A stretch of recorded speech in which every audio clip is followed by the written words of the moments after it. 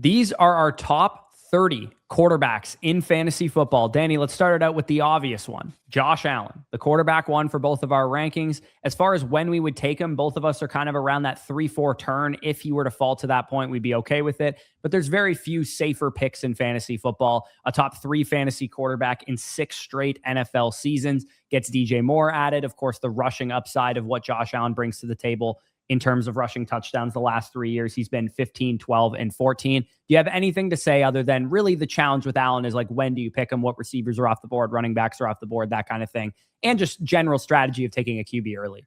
Yeah, realistically, that is the only question mark we're going to be having with Allen, because the argument isn't, oh, who should I take over Allen at quarterback? Allen, by everybody's rankings, by every ranking across the board, if you look at even other YouTube channels, even on Twitter, wherever you get your fantasy football information from, even aside from us, everybody will have Josh Allen as the quarterback one.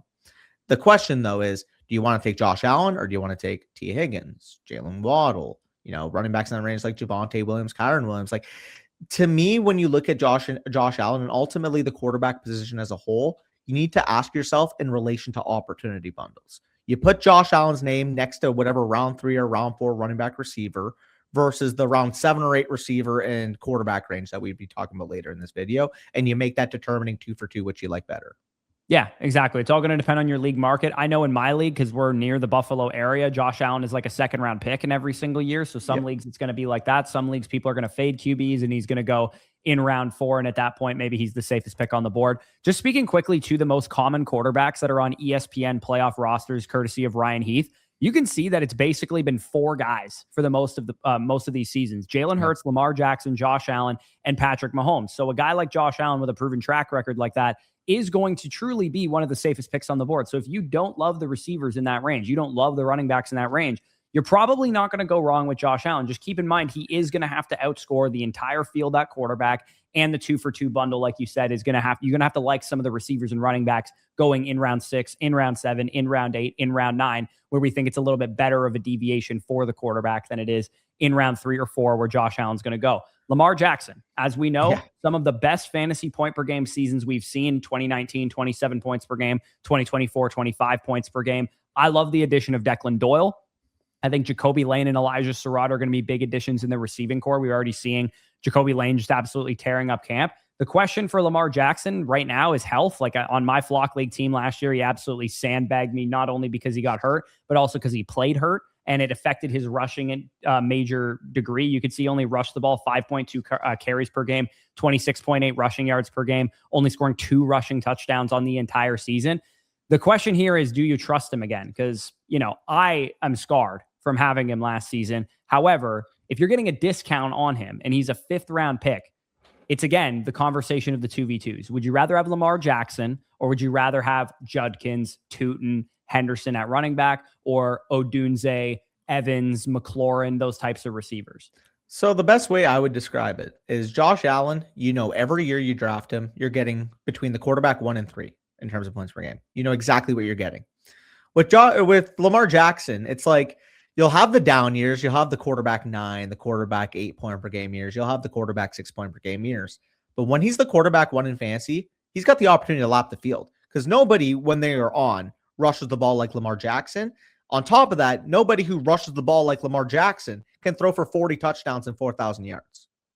Yeah, he's a unicorn, man. He's got some of the best fantasy quarterback seasons we've ever seen. And if you like this new offense that they're going to run, I think they're going to pass the ball 520, 530 times a year this year, which is like 50 more pass attempts than he had last season. Derrick Henry's getting up there in age. Do we see more rushing touchdown volume from Lamar Jackson? Because we've never really seen an outlier spike from we've never seen an 8 to 10 rushing touchdown season from this guy. Like, it's something that is always on the table for him, given how much he rushes the football. I would be willing to take him again once some of my favorite wide receivers and running backs dry up, over the likes of taking Josh Allen in round 3, because I do think the ceiling is comparable for both players. And I think the guys I'm passing on are worse projections in round 5, especially if he starts to slide beyond that, versus the guys that you're passing on in round 3 to 4, like Josh Allen.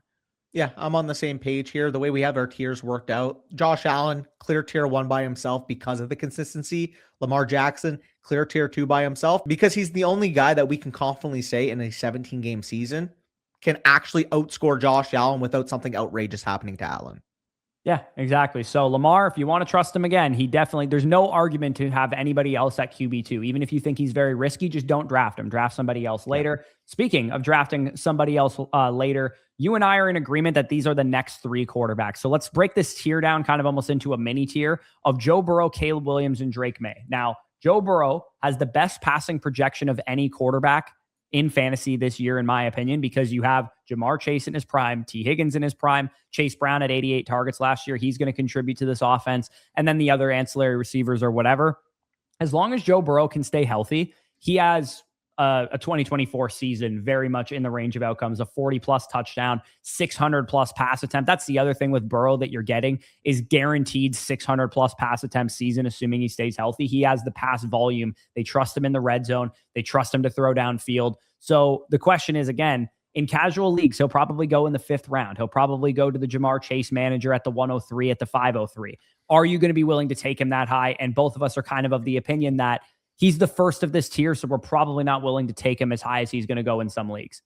Yeah, the way I kind of look at Burrow, and we're going to see this down the rankings at quarterback, if Burrow's the most expensive version of this archetype, and then Dak is like the 90% version, and then Stafford and Goff are like the 80% version. It's like, these are the top end pocket passers attached to offenses we believe in that are going to throw the ball 600 plus times. If you're in a 4-point passing touchdown league, again, we're going to be talking about that in conjunction with the guys that will give you 400 plus rushing yards, 8 plus rushing scores. But for the most part, in 4-point passing touchdown leagues, these are some of the few quarterbacks that I can confidently say I'm okay if they're not giving me a ton of rushing usage.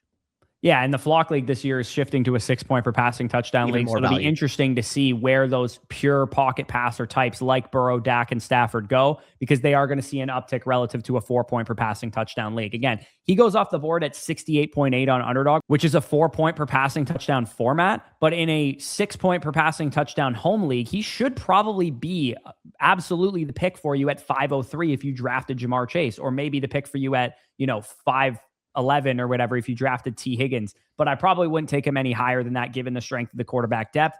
Let's talk about these two 2nd or 3rd year quarterbacks now with Caleb Williams and Drake Maye. Caleb Williams, QB7 in points per game, first year in Ben Johnson's system. As you made mention to, he's going to give you about 400 rushing yards, 3 to 5 touchdowns. So he's not a complete zero on the ground the way that, Dak or Stafford would be. And Caleb Williams, down the stretch of the season, really started to come on. He really started to throw the ball more. They gave him a little bit more to work with. And the other big thing for Caleb Williams is when you look at his career numbers, he wasn't completing a whole lot of his passes, right? 62.5 and 58% of the passes. If he's more comfortable in this offense, I think that number could really, really come out, especially if you got easier targets like Loveland and Burden starting to break out. He was the quarterback 5 in fantasy while not actually hitting his layups. Like, could you imagine a quarterback 7 points per game, but the point remains 18.72 points per game. And that was without him hitting the layups in a Ben Johnson offense that we know creates a ton of layups. Jared Goff mastered the system. That's why it looks so efficient his final year in Detroit. I do believe a young quarterback that is more capable out of structure, if he's more familiar with the system, if that completion rate, I'm not even going to say he's going to be a 68% completion rate guy. If he got to 63 to 66% on top of the creation ability, on top of the elite upside of the surrounding cast he has, improving offensive line, Ben Johnson calling the shots, a weapons core that everybody in fantasy football is excited about. Again, we'll see the extent of the Luther Burden injury, because at the time we're recording this right now, we're still not sure exactly the extent of it. So hopefully for his sake, that Luther Burden is fully healthy. But the point remains, Burden, Odunze, Loveland, an improving offensive line. Like, he has everything we want for the next breakout quarterback. If you told me a year from now that he had the Mahomes ascension, the Allen ascension, the 23 points per game, because he spiked in 265 passing yards per game, 38 passing touchdowns, and 500 rushing yards, yeah, I believe you. Yeah, Caleb will probably move down a little bit if Burden's injury is serious. Right now it's being called day-to-day, so I'm not going to factor it in too much. He is, by my rankings, I believe, the quarterback 4. He's, by your rankings, the quarterback 4. Again, syrup, not the pancakes here, fellas. You can't decide between Loveland, Burden, and Odunze who's the right guy to draft. How about you draft their quarterback who's going to get all of the fantasy points of everybody involved in that offense? The other third-year quarterback, the one that was runner-up in MVP voting with Drake Maye, and I might add, is the more mobile in terms of what he did last year, 450 rushing yards, 4 touchdowns, did produce a 31 touchdown season, Danny, he had you, me, and Mr. Magoo to throw to out there. He had freaking Stephon Diggs on one ACL, who's 30 plus years old. He had Hunter Henry as his number 2 target. Romeo Doubs and A.J. Brown are both major additions to this offense. And if Trevion Henderson can take a step forward as a receiver, then you also have a fulcrum to build the run game around.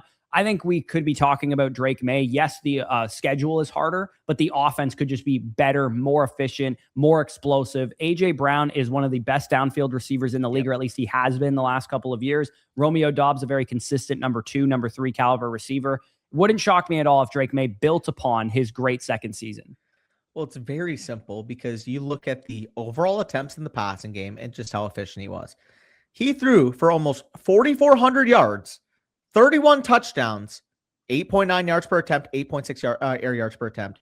He threw only 492 passes. You know why that happened, Corey? Because they didn't have a number 1 receiver worth their salt. Stephon Diggs, yeah, sure, he was operating as the one last year. He was like a 65% route share type of guy. Realistically, them going out and trading for A.J. Brown, them going out and drafting a receiving tight end like Eli Raridan only improves the passing game. And this is a year 3 quarterback that was just the runner-up to MVP. Yeah, surprisingly, you and I are some of the lowest on the site on Drake Maye. The other experts a little bit higher than we are, but I think it's more of a structural thing, as we'll talk about with these quarterbacks. Is like there's some receivers and running backs we like in the 6th round, for example, and if you can punt one of these guys to the 7th round, then it feels like a better pick. But in 4-point and 6-point per passing touchdown leagues, he's going to definitely have a leg up because he both runs and throws at a very high level. I'm curious, how does his yards per attempt and air yards per attempt compare to either of the MVP Lamar years? If I pulled up Lamar Jackson's yards per attempt and stuff, let me just pull this up. I know that was the big thing with Lamar is he didn't throw a ton, but like the efficiency was just so good. I'm curious how it stacks up. 8.8, 9.7, and 9.7, 8. I mean, Lamar was efficient last year on his targets, but he just got hurt. Yeah, it just goes to show you, man, if you're getting all of a sudden a spike of like 550, 565 pass attempts, like what is Drake Maye's fantasy ceiling? Yeah, and their offseason moves this year would indicate that they would like to pass the football more, going and getting 2 receivers and a tight end who we liked as a prospect. So yeah, Drake Maye, this whole range, and these guys included, Jayden Daniels, Justin Herbert, and Jalen Hurts, are all guys that you just want to take the last guy of the tier, ideally, and hopefully your league is going to punt quarterback generally as a mindset into the point that one of these guys becomes the best player on the board because the wide receivers and running backs have dried up. For the receiver position, the best receivers would be on like Quentin Johnston, Michael Pittman, DK Metcalf, Mekhi Lemon. If you're on that territory, I'm cool taking these quarterbacks. And at running back, Jalen Warren and up is off the board, and Shough Hubbard, Tony Pollard, Ramondre Stevenson are the running backs you're looking at. I think these guys will help your fantasy team more than those running backs and wide receivers would. And for me at tight end, I prefer taking Sam Laporta over some of these guys, but you could also take these quarterbacks over him as well if you went with the 1 seed.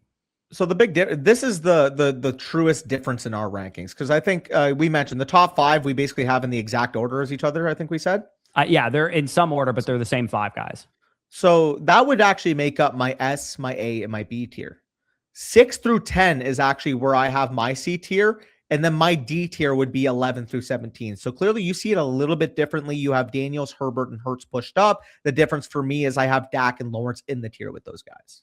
Yeah, I'll talk about Hurts and Herbert because I have them the highest of the 2 of us. If I go to Jalen Hurts here in terms of ADP, I'm like middle of the pack on the site. And in terms of positionally, I'm number 7. You're at number 10. Of course, this is a bit of a hot take for you. My thing with Jalen Hurts is that in 4-point per passing touchdown leagues, let me repeat, in 4-point per passing touchdown leagues, it is very difficult to not have Jalen Hurts project as a top 5 to 6 quarterback, even if you think he's going to take a step backward as a passer because A.J. Brown is no longer there. They brought in Lemon and Stowers to help out with that.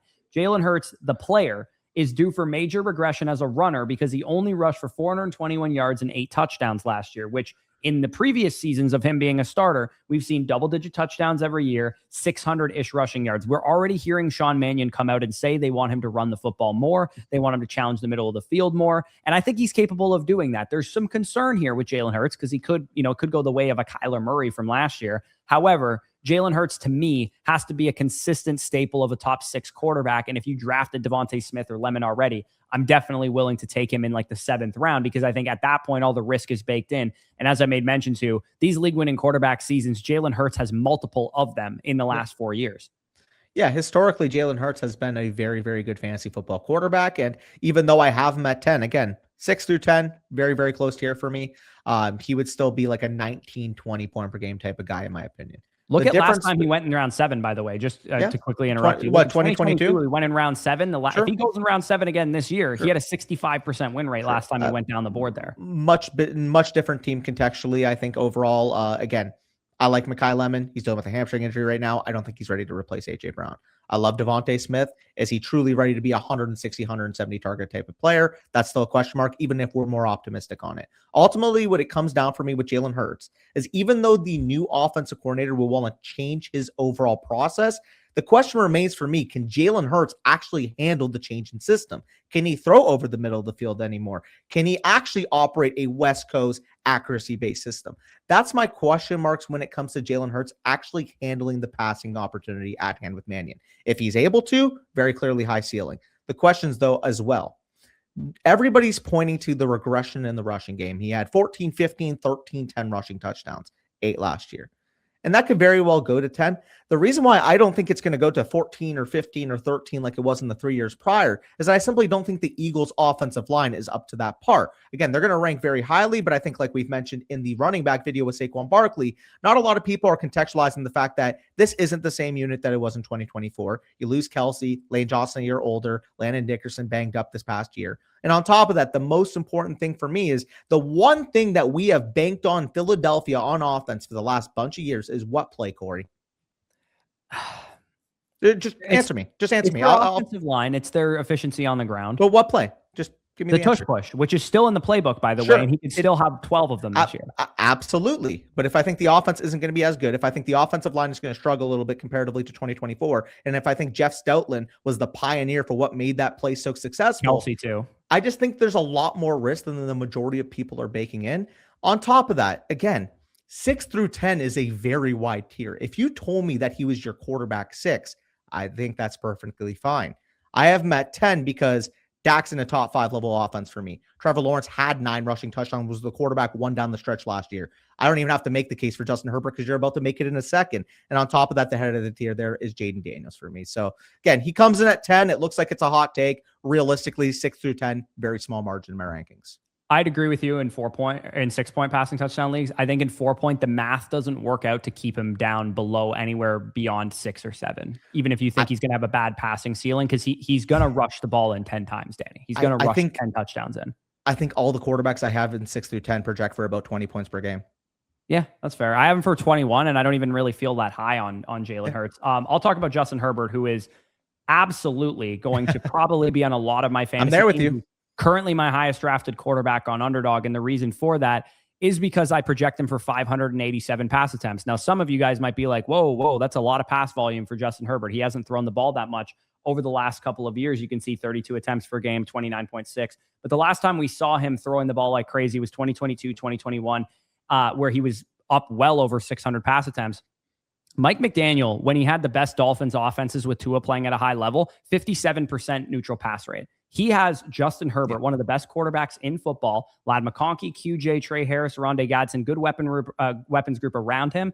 And also, too, the offensive line probably didn't throw the ball last year because they didn't want to drop back with terrible tackles. So I think that Justin Herbert is going to be one of the biggest league winners in fantasy football at any position this year. And a large part of that, too, is because he rushed the ball 5.2 carries per game, 31 rushing yards per game last year. 498 rushing yards and 2 touchdowns. He was second to only Josh Allen in total rushing yards at the quarterback position. And that was something that last season he came out and said he wanted to run the ball more. And I do think that's going to keep up. So for me, Justin Herbert, at some points this offseason, I've had him at QB4. I have him at QB6 simply because I don't need to rank him at QB4 because nobody views him that way. So I'm going to be all over Justin Herbert in every league format. Oh, and by the way, it doesn't matter if you're in a 6-point per passing touchdown because he's probably going to project for 30 plus of those too. Yeah, the ultimate ceiling here is, can he get back up to the passing volume we saw in his first 3 years? Because if he does, and you're also getting 350, 400 plus rushing yards, yeah, we could be talking about a guy that's up there with Drake May from last year, Josh Allen from the last couple of years, because nobody questions the talent here. Yeah, 2020 and 2021, Justin Herbert production's coming, in my opinion. With this offense, with this weapons group, I think it's coming. And again, the rushing yardage to boost it maybe even beyond what he did in 2020 and 2021. Jayden Daniels is the one guy we're both collectively, I think, a little bit lower on. Like I have him at QB8. And some people on the site have him all the way up there at QB3. You have him at QB6. Here's the thing for me. When I don't have to draft Jayden Daniels, because I know one of my league mates will because of the rushing upside and that kind of thing, I'm actually like, this is simply one thing for me. I am concerned about the infrastructure of the Washington Commanders team. We just heard yesterday that Laramie Tunsil's dealing with a major injury. Triceps. Could bleed into the regular season. Jayden Daniels. Yeah, literally. More. Exactly. He's expected to miss the majority of the regular season, I'm pretty sure, with the torn triceps. I don't like the vibes here. I don't know about you. I don't like the vibes here. I think that Jayden Daniels is a great real-life quarterback. He had 3 different major injuries last year, and this was something that you and I both talked about when he was coming out of LSU, that he just didn't – he's not built like Josh Allen with 235-pound flak jacket around him to run the football. He's a slender guy. I don't like the injury downside of Jayden Daniels, because if you draft a 5th round or 6th round quarterback and they get hurt like Lamar Jackson did for me last year, it will kill your fantasy season, because you're going to play them while they're playing through injury because you drafted them so high. And Jayden Daniels has Terry McLaurin, an older washed version of Stephon Diggs at this point. Again, he maybe can move the chains a little bit here and there. And then Chigakonkwo. Like, this is not the type of infrastructure I compare him to the other guys in this range. He easily has the worst weapons group. He easily has the most injury concern. Again, you could say Burrow maybe does too, but Burrow's injuries have been pretty fluky. Yeah. And Jayden Daniels, the player, to me is on par with these guys as a passer and a real life quarterback. It's not like he's way better than these guys, in my opinion. Which is why I personally have the guys we have 6 through 8 here in the next tier with the 2 guys that, spoiler alert, we're going to make the top there with Prescott and Lawrence, because I do have more question marks with them versus, I think, Burrow, Williams, and Maye. Very, very tough to point out the question marks. I think you outlined it with Daniels pretty simply. At the end of the day here, we're going to need a little bit more as a passer, and I don't know how much I believe in Washington to be able to sustain that. Is he going to be more than a 220 yard per game, 30 attempt passer? Because ultimately he will need to be, if we're not getting quite the rushing ceiling we saw in year 1, based off exactly what we've heard from Washington. Washington has been reported for the fact that he took too many hits last year. They want to keep him upright. Is he going to be closer to 39.7 yards per game or 52.4? It's going to have a big impact if you're not getting an uptick in the passing. Yeah, I think he could rush the ball 6 times a game too, instead of 8.3 and 8.7 respectively there. And again, no disrespect to Jayden Daniels. I just think that one of my league mates will always be higher on him than me, which is why I'm just comfortable just fading him and going to the next tier of quarterback. So let's try and speed this up, because these guys are the last, like, these are the every week starters, I would say. And the reason, we can quickly show this in the league winning quarterback, I broke down why I'm fading quarterback, because of look at how many of these guys project very well. You got purple for Drake Maye, Joe Burrow, Caleb Williams, Justin Herbert, Trevor Lawrence, Matthew Stafford, Bo Nix. You have green for Jalen Hurts, Dak Prescott, Patrick Mahomes, Brock Purdy, Jared Goff. The quarterback position is so deep that unless you think you're getting a special season out of a guy like Justin Herbert, for example, like me, or maybe somebody else, you probably should just fade it until the end of this tier. And the league winning quarterbacks that are coming later on in the rounds, which is where we're getting into now, round 8, round 9, round 10, round 11, round 12 is where most of these guys are going to go. Keep in mind that you generally want guys that are in a McShanahan type of offense, like Lawrence is in, like Nix is in, like Mahomes is in, like Purdy is in, like Goff is in, etc. And you also probably want guys that can run the ball a little bit as well. And some of these guys can do both, which is why I'm very high on a guy like Bo Nix, for example, who does both of those things. I'll let you talk about your boy, Dak Prescott. I'm sure you're going to cover everything that you need to cover, and then we can move on so we're not arguing about him for 7 to 8 minutes. Yeah, slight joke, but also serious. Corey, quarterback 11 is too low. I mean, this is going to be a guy that projects for a top 3 to 5 passing offense. Is going to throw the ball over 600 times. And then the last 3 of 4 seasons we've seen him fully healthy, he has had over 20 points per game. Last year, he was just under that at 19.6. If you take out the final game of the year where he played only a half, with Dak Prescott, it's very simple. If he stays healthy, you're getting 4,500 yards and 35 touchdowns. Because we have seen that time and time again, he can lead some of the best offenses in the league. And I would argue that the 2026 Cowboys may be the single best iteration of it. Having 2 number 1 caliber wide receivers, having a young offensive line, 2nd year learning under Clayton Adams, 2nd year in that system, 2nd year with Brian Schottenheimer being the complete head coach on this team. When I read the tea leaves of what's going on in Dallas right now, I think this is going to be better than the 2021 offense. I think this is going to be better than the 2023 offense. And I think ultimately with Pickens and Lamb playing a full, healthy 17-game schedule, again, keep that in mind. Obviously, there's context. People can get nicked up. If you want to argue that if any of those guys are out, it's going to have an impact on Dak, fair. But that's how I get him to 7. Because ultimately, I don't see a difference between him and Burrow if we could guarantee the health of this offense and guarantee the health of Dak. Yeah. So obviously, Danny, as a Cowboys fan, is going to be very optimistic on Prescott, but you have a lot of precedent to say that, yeah, he's pretty much a lock for 19 to 20 points per game because that's what he's been whenever he's been healthy. And also, too, like, how many 9th round picks or 8th round picks, wherever you're going to get him in fantasy drafts, and maybe in 6 point per passing touchdowns, he's like a 7th round pick? Yeah. How many of those guys are you going to like basically lock in for every week starter territory? You're not going to get that out of the running backs, wide receivers, and maybe not even the tight ends that are going in that area. So again, part of why we're fading QB generally is that we feel so good about so many of these guys. Trevor Lawrence being another one of these guys that we feel great about because it's second year in Liam Cohen's system. He was a guy, as you made mention to, who rushed in 9 rushing touchdowns and 350 yards in addition to the 29 passing touchdowns that he had. And keep in mind, this was without Brian Thomas Jr. playing well. This was with Parker Washington only being Parker Washington for the last 6 games. Jacoby Myers wasn't on the team until week 8, and Travis Hunter missed most of the season. So with a healthy weapons group, Trevor Lawrence could be, again, on the MVP ballot like he was by the end of the season.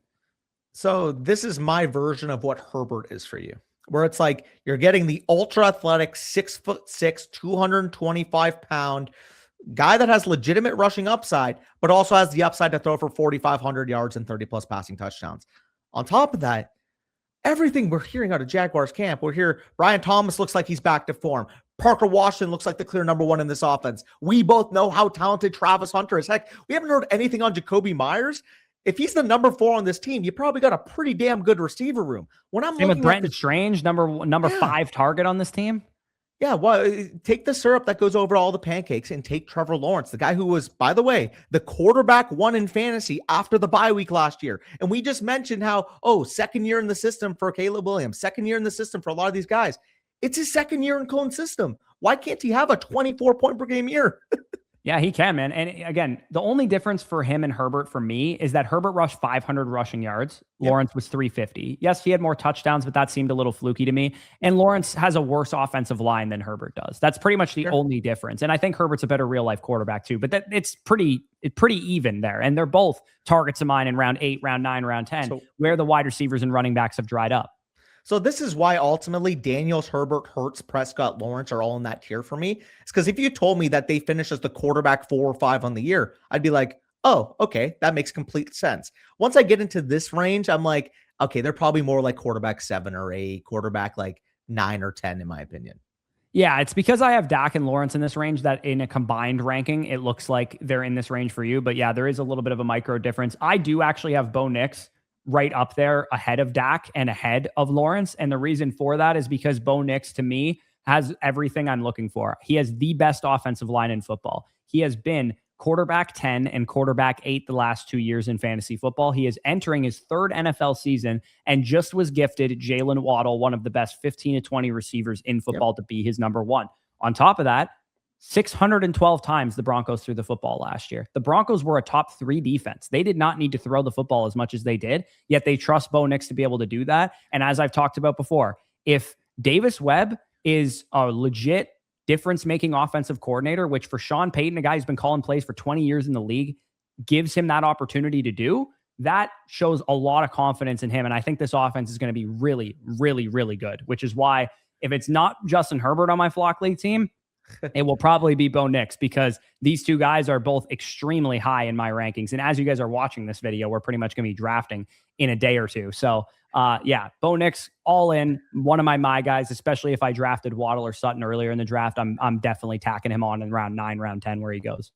Yeah, and full transparency, I don't want to have to make the negative case here, the con case, because I actually have him above where he literally goes in ADP, 107 ADP, quarterback 15. I have him above that, 105 overall, and I believe my quarterback 13. So I'm definitely pro Bo Nix. The reason I can't get him to where you are, though, is that it was 612 passing yards or passing attempts in the year, but it's a lot of screen work. It's a lot of around the line of scrimmage work. Like at the end of the day, it was still less than 4,000 passing yards on the year. So I guess my question is, even with Jalen Waddle, like, we're going to need him to throw the ball down the field a little bit more. I think Waddle is the reason he'll do that. And also, too, underratedly, 350 to 450 yards, 4 to 5 rushing touchdowns on the ground, which is why I said, hey, you want these guys, like this tweet here, you want these guys that are mobile and play in a rushing kind of McShanahan scheme. And also, Bo Nix is both of those. So, I mean, technically, Sean Payton is not one of those, but he is the originator of those West Coast offenses. Yeah, and I guess another one of my qualms too, when you look at the Vegas projections, a lot of the guys that you have them ranked above just simply project in better offenses. I know you are higher on the Broncos than the Vegas projection, but at the same time, like there are legitimate top 5 projections, and even though the Broncos should be a better offense than projections, they're still only ranked like 20th by Vegas. Yeah, I just don't think that's going to be the case. But I don't have to draft Knicks ahead of those guys. I can just wait till those guys are off the board and take Knicks when he goes in ADP, which is what I intend to do. Let's talk about Patrick Mahomes, who, as I made mention to, Patrick Mahomes has one of the best runouts, really, of consistent fantasy production. He's been a QB1 elite quarterback before many, many times because he's the best or one of the best quarterbacks in football. So the thing with Patrick Mahomes now is, okay, is it going to be affected, his rushing now, because of the ACL injury? Because last year he carried the ball 4.6 times per game. And in the previous 2 years, when he was not a difference-making fantasy quarterback one, he was not carrying the ball as much, and his passing totals were not anything to write home about. They were like 26 touchdowns, 27 touchdowns. So you kind of need Mahomes to be back into that Stafford, Burrow, and Dak territory coming off the ACL, where he is a lock for 30-plus touchdowns.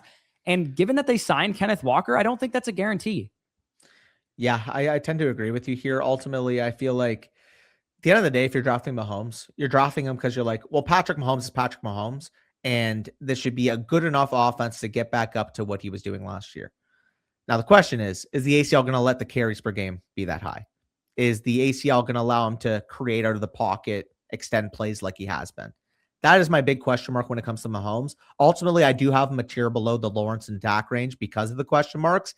But if we're getting prime talent Mahomes and Walker's a big hit and affecting the screen game, and maybe Cyrus Allen actually is a thing because he's apparently been tearing up training camp, Worthy stays healthy, Rice is back on the field. Like, this is a better weapons group than it was on paper last year. And Mahomes was a 21 point per game quarterback last year.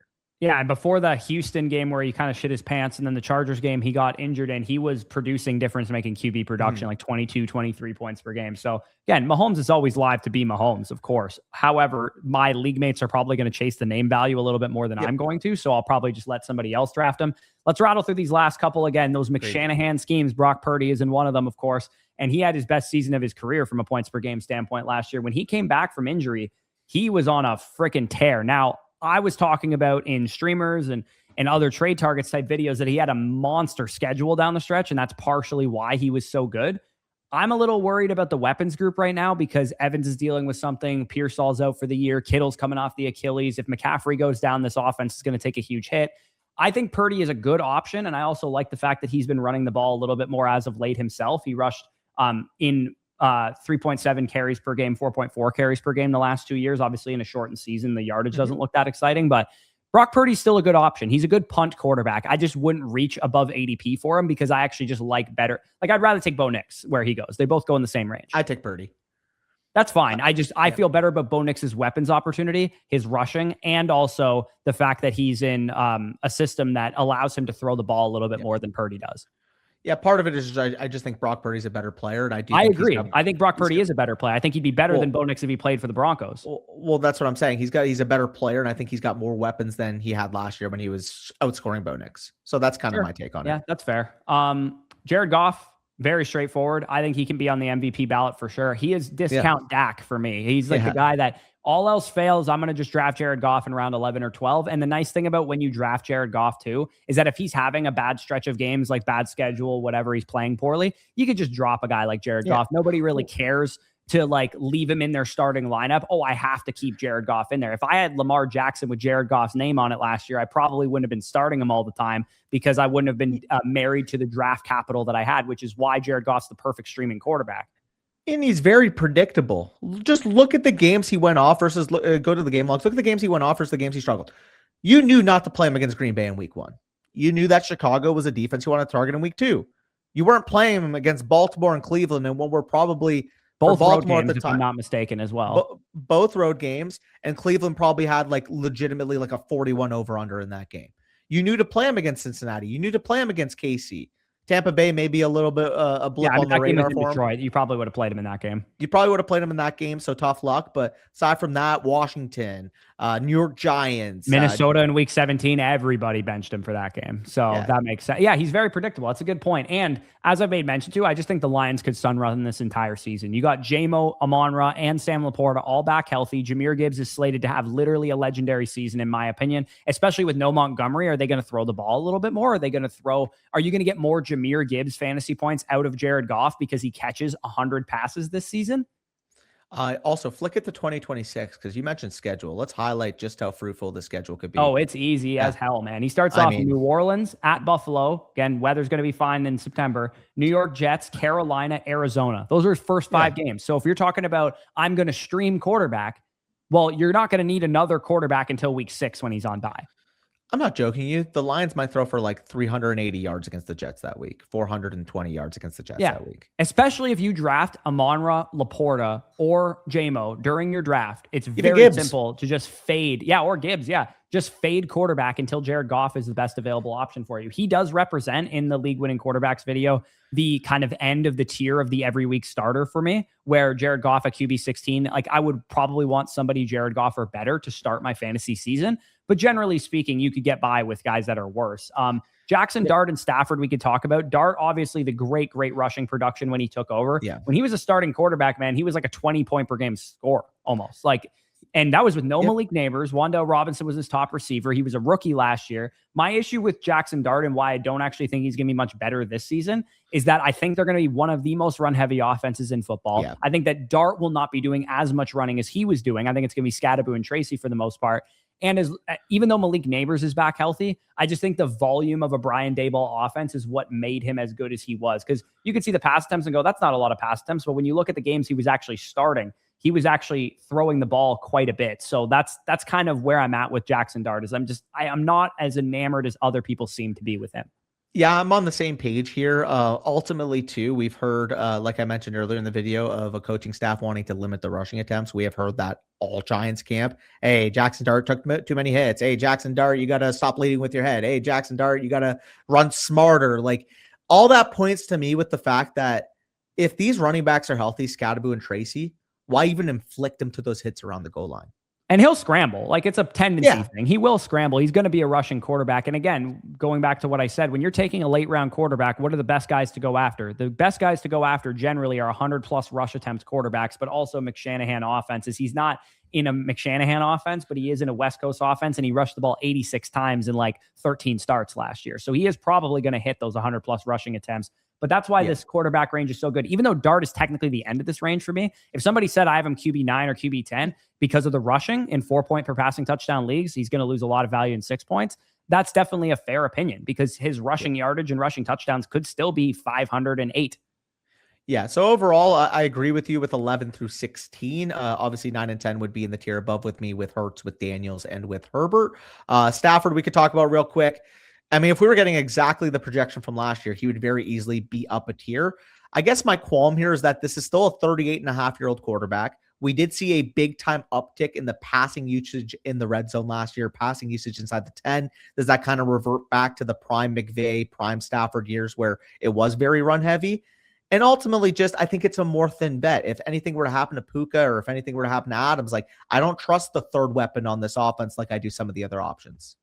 Yeah, I think Ferguson could take a step forward, but generally, unless you're in a 6-point per passing touchdown league, he should be the end of this tier because he gives you absolutely zero on the ground and has the biggest injury concern out of all of them because of how old he is with the back stuff. So I would say that Stafford being like QB 11 or 12 for people in 6-point leagues, I think is totally fair. You know what? One of my gutalytics takes is, Danny, that really scares me because I'm really high on Kyren Williams. I just feel like the back issue stuff is going to rear its ugly head this year. Even though it wasn't a problem last year, it just scares me this year. And Simpson, he's there. Cool. Maybe he's a better option, but I'm scared that the Rams are like bait this year. Like, you're going to draft them. Oh, they're all the best offense in football, and they're just bait because Stafford gets hurt. So it's funny because I have thought about this as well, because obviously a lot of people will look at the team on paper, especially if they bring back Aaron Donald, and you're going to hear it all over. The Rams are the Super Bowl favorite. The Rams are going to win 14, 15 games. Stafford's going to run back MVP. Puka's going to lead the league in receiving. Like, that is what everybody's saying about the Rams, and validly so. They're the number one projected offense in Vegas. Like, if they stay healthy, it very clearly will work out. The question that I have, though, is that it almost feels like when everybody's overconfident in something happening, and it's so fragile to the point where if Stafford were to go down, it could go all downhill. I mean, I've said this about the Cowboys before, and Dak tore his hamstring. I've said this about the Cowboys, and Dak broke his thumb. Like, what if Stafford has that type of unlucky year where week 1, he tears his freaking bicep because somebody comes and strip sacks him? Like, he just seems more fragile than some of the other bets in this range. Yeah, and again, he's a 0 on the ground. You're not getting the upside of a Bo Nix or a Dart or a Purdy or a Mahomes if he's healthy, a Lawrence. Like, you're going to get a couple 100 yards out of those guys and a couple rushing touchdowns, which you're not getting from Stafford. This last group, I want to be perfectly clear. I would not want just one quarterback on a fantasy team in a one quarterback league. And if you're playing in super flex leagues, these are kind of like the last QB2s that I would feel comfortable with as well. Kyler Murray, Jordan Love, Baker Mayfield, Tyler Shough, and CJ Stroud. Kyler Murray has that, again, 100 plus rush attempt upside to potentially be one of those great league winners out of the mid rounds. And he also plays for a McShanahan tree play caller as well. If Kyler Murray hits this year, he could win people leagues, man. He could have 20 plus points per game easily because we've seen him do it multiple times. He's thrown to Justin Jefferson, Jordan Addison, Juwan Jennings, and TJ Hawkinson as well. The thing with Kyler Murray is that I just don't really trust him. I don't think he's a great NFL quarterback. He just would need to be rejuvenated kind of in this Kevin O'Connell scheme, which I think we would have been hearing about by now, by the way. In camp, if he was just lighting everyone on fire, I think we'd be hearing that. Yeah, so I technically have him in the tier above. He's the final member of that tier, and that's just simply off of some type of respect for the rushing, because realistically, I agree with you. In terms of a passer, I think it's relatively overrated. At the same time, too, we haven't really seen him put it all together from a fantasy perspective since that injury happened. I guess my question mark here is that if he's giving you 30 rushing yards per game, and if we don't see the uptick as a passer, is it more destined to look at 16, 18 points per game as to realistic 20, 21 point per game upside? Again, I have him in the tier above simply off the fact that it is a high floor. He will rush the football. But at the same time, what if this is just a 3,600 yard, 21 passing touchdown type of quarterback? Yeah, he's the one guy in this tier that truly has the ceiling to compete with some of the guys in the tier ahead, which is why, like you said, you have him in that tier. Love, Mayfield, Shough, and Stroud. Again, I would imagine that if they hit, they become every week back-end QB1s, but I don't envision a top 5 ceiling out of those guys just because of the landscape of the quarterback position around him. Jordan Love would need significantly more pass volume to 2023 Love we need. Yeah, we need Jordan Love 2023, where he was a 34 pass attempts per game guy. That's going to require Christian Watson to continue doing what he's doing, Matthew Golden to break out, Jayden Reed to stay healthy. It could happen, but he's probably a streaming quarterback. Hey, Jacobs to be banged up and potentially having legal stuff too. Maybe this is finally the return to passing volume for him. Maybe, yeah. Baker Mayfield, he was playing like an MVP candidate at the beginning of the season. You were definitely okay with the top 12-ish quarterback production you were getting. But with no Mike Evans now, I think you're probably looking at him more in streamer territory. Yeah. He's going to have weeks, of course, like when he's playing in week 1 against Cincinnati. I mean, you could start him no problem there. Like, you could start him versus at Dallas in week 5. Like, he's just going to be a matchup-based quarterback, as are most of these guys. Tyler Shough, same thing. We loved the last half of the season production. He runs the ball a little bit too, so he's definitely going to have a little bit of rushing upside. And Olave and Jordan Tyson, if he kind of can break out as a rookie, will be a good weapons group for him. But again, if you draft Tyler Shough as a one quarterback anchor, you're going to be streaming the waiver wire. You need to understand that that's what you're doing as a strategy. Like, I would say the very last resort strategy would be if you grabbed a guy in the tier above and one of these guys. Like, if you grabbed a Jared Goff and a Tyler Shough, or a Goff and a Mayfield, or a fucking Purdy and a Love. Like, I think that's a good combo to have. Yeah, you're just going to play matchups, especially if you, like, for me, grabbing Kyler as one of those second guys, because you know what the ceiling can be with him would definitely make sense. I like it. Stroud, again, just going to be a matchup dependent guy. But the thing that I do like about CJ Stroud is his first 4 games. That's why I think he belongs in this tier. Bills, Bengals, Colts, Cowboys, and Titans and Jags and Giants too. To be honest, he has a really good schedule. So for me, I think he's a good streamer, because if he gets out to a hot start, he could end up being like a pocket passing 30 passing touchdown, 4,200 yard quarterback who ends up being a back end QB1. And I do think he can bounce back this year, because I like the completeness of their offense. Montgomery's a good back for this team. They have 4 receivers I think are all capable of playing. Schultz is a decent tight end. Like, I think Stroud can be really solid. He's one of my favorite best ball picks at quarterback right now. Well, keep in mind, this is relative at cost, because obviously, like, at quarterback 24, you can't go wrong in general. But it does feel wild how much the narrative on Stroud has kind of shifted. Now, obviously, validly so. He has not played up to par in these last 2 years. But after his rookie year, people were like, "Oh, is this like Dak Prescott, Joe Burrow? Like, yeah, is that exactly. what we're getting people here?" thought people QB5 or whatever his rookie season, and QB5 off the board as a second-year quarterback. These last guys, no way, no how am I drafting them in standard one quarterback leagues. In Superflex, I don't really like any of them either, to be honest with you. I think the Daniel Jones, Bryce Young, Cam Ward, these guys are fine QB3s, but I definitely would want better QB2s than them. And then again, you could stream Malik Willis in good matchups, I think, because he's going to run the ball. But I think the Dolphins are going to be so bad that he's not predictable. He's Justin Fields from last year. Yeah. These are like the steady eddies in terms of streamers, like your Rodgers, your Darnold, your Jones, your Willis. Like you can feel confident plugging them in on a week and they can give you like 16, 17 points. Yeah, these are 14 team streamers though, even for what it's worth. Because like in 12 team leagues, you should be able to find some of the guys in the tier ahead as streamers. These are like 14 team streamers and QB3s and Superflex. It's like, oh shit, yeah, they're the quarterback 11 in my rankings this week because they play the Jets. Like that would be the type of streamer they are, where it's like, specifically like the bottom 7 defenses. If one of these quarterbacks is playing on a given week, that'll make them a viable streamer. If they're playing a league average or better defense, you're probably gonna have better options. Yeah. Like Bryce has been that guy. DJ was that guy last year, of course, finished as a solid quarterback. And Rodgers, I think, will be that guy this year. And then again, nobody's starting these guys. These are QB3s and Superflex only. Don't roster them in a one quarterback league. Don't roster them in a one quarterback league. But Mendoza, Tua, Geno, Brissett, Sanders, or Watson, whatever Browns quarterback you like, they're usable in Superflex formats. Beck, Aller, Cousins, Klubnik, Jones, and who's the last guy that we have in here? JJ McCarthy. Again, nobody's interested in those guys outside of Superflex formats. Hopefully it doesn't take us to tell you not to draft JJ McCarthy in a one quarterback. No, JJ McCarthy stinks. Everybody knows that. Appreciate you guys for tuning in. Hopefully you enjoyed this video. Leave a like down below. Subscribe to the channel if you're new around here. All of our rankings, not just quarterbacks, running backs, wide receivers, tight ends, are going out over the next couple of days. Stay tuned for all of those. And make sure if you guys want access to our draft guide to help you win your fantasy league, you can get access to it for free by signing up on Underdog using code FSE. Make a play on the site by entering a $5 or $3 draft. Within 24 hours, you will get access to the draft guide there. And of course, the season pass is live right now. You'll get all of our rankings, all of our redraft guides, and everything you guys need to dominate your fantasy leagues. You also get in-draft assistance for Sleeper, ESPN, and Yahoo. So when you guys are in your drafts, wondering if you should make that deviation for quarterback, there's actually something on the draft assistant that says percentage chance they get taken, and it'll give you really good insight to whether you should punt that quarterback to the next turn or punt that pick to the next pick. And it'll also tell you kind of the expert consensus of who we would draft on the board. So that's really, really valuable information for those of you guys playing in Sleeper, ESPN, and Yahoo, which I imagine all of you guys watching this video are. But with that being said, peace out. We'll talk to you soon.